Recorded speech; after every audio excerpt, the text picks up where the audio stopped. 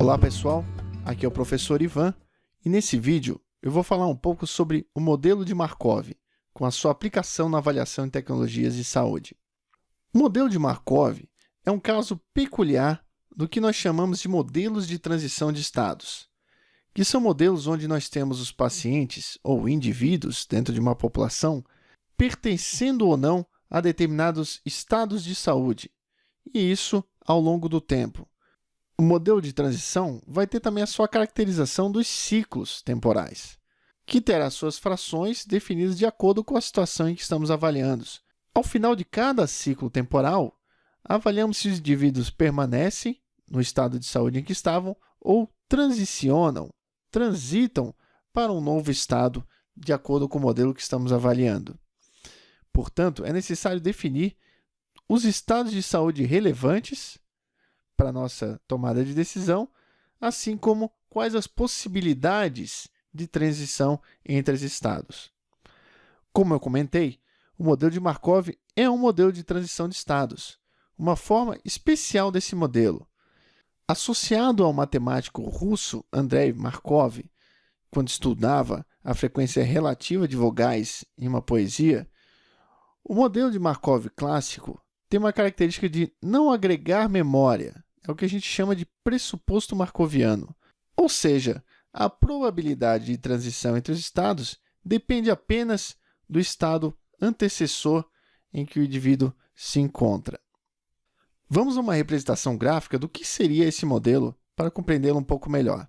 Uma forma interessante é essa representação dos estados em um diagrama de bolhas com as suas possíveis transições.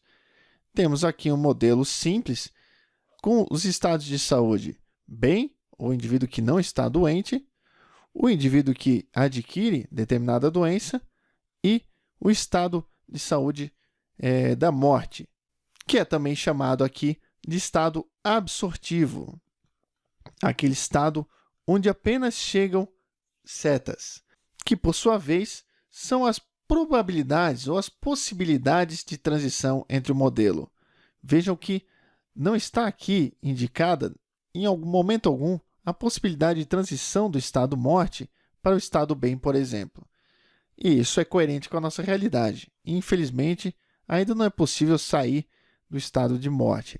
Contudo, vejam que o modelo demonstra que quem se encontra aqui no estado saudável, no estado bem, pode tanto evoluir para a morte, como a transição para a morte, como adoecer, de acordo com uma probabilidade de doença, ou uma probabilidade de adoecer, como também pode continuar no estado saudável, no estado bem. Isso a cada ciclo.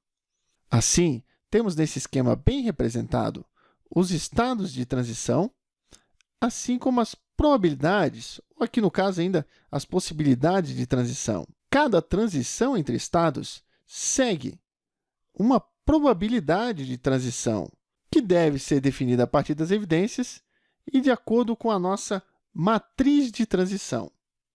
A construção de uma matriz de transição de Markov é bastante lógica, seguindo as probabilidades de transição de acordo com os estados de saída e os estados de chegada.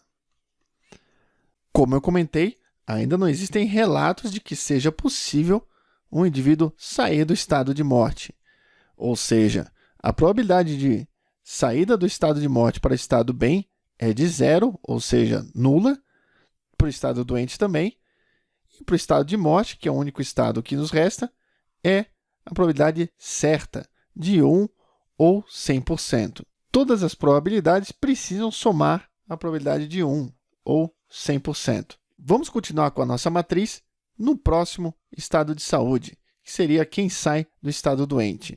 Resgatando o nosso modelo, não havia previsão de que o indivíduo pudesse se recuperar, ou seja, sair do estado doente para o estado bem.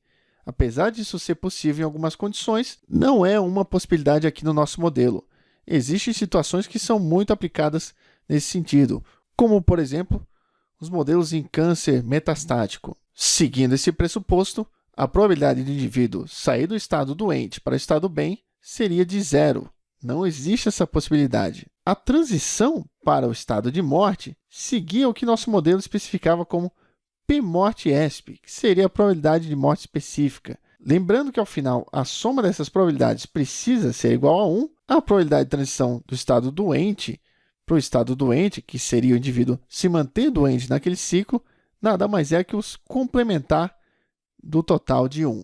Vamos, então, estabelecer o nosso último elemento da matriz de transição do nosso modelo, que seria a saída do estado bem. Voltando para o nosso modelo, o indivíduo que está no estado bem pode tanto evoluir para a morte, de acordo com uma probabilidade de morte geral, ou seja, não é uma morte específica daquela doença, como pode evoluir para a doença, de acordo com uma probabilidade de doença, pode permanecer nesse estado saudável.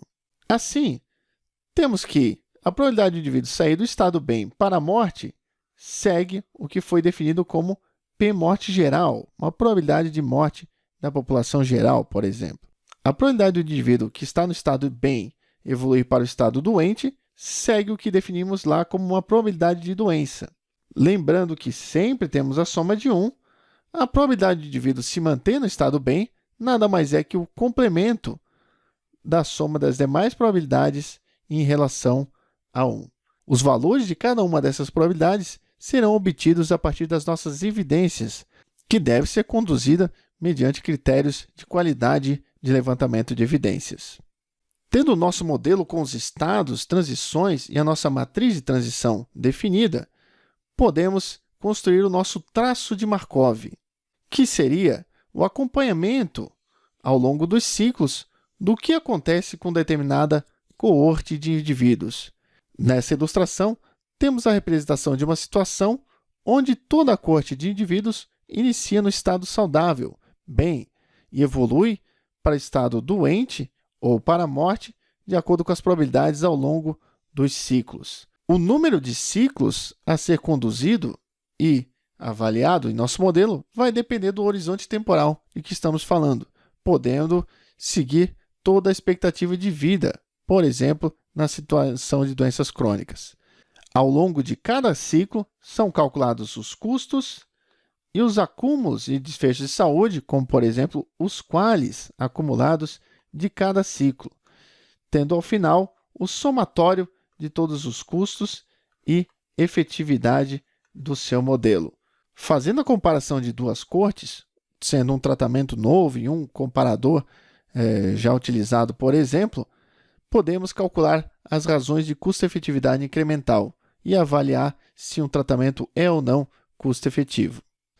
Temos, assim, que os modelos de Markov são melhor aplicados em situações mais complexas quando comparamos com os modelos de árvore de decisão, por exemplo, em situações de grande número de estados de saúde, em condições crônicas, onde teremos que avaliar os custos e consequências em longo prazo. A necessidade de recorrência. O modelo de Markov já consegue lidar melhor com essa situação. Esse modelo de Markov clássico, um modelo em coortes de Markov, seguindo o pressuposto markoviano, ele é muito aplicável nas situações em que a progressão da doença tem pouca influência histórica.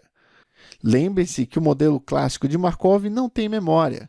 Porém, nas situações em que há interesse em representar um indivíduo, ou seja, a história de cada indivíduo e os seus fatores preditores dos desfechos ao longo do modelo, precisamos evoluir para um modelo um pouco mais complexo, que é justamente a decisão pelo uso ou não de modelo de Markov convencional ou um modelo que faz uso da microsimulação, chegando ao nível aí dos indivíduos e não das coortes de indivíduos dentro do seu valor esperado, que é o valor da média do que acontece em determinada situação.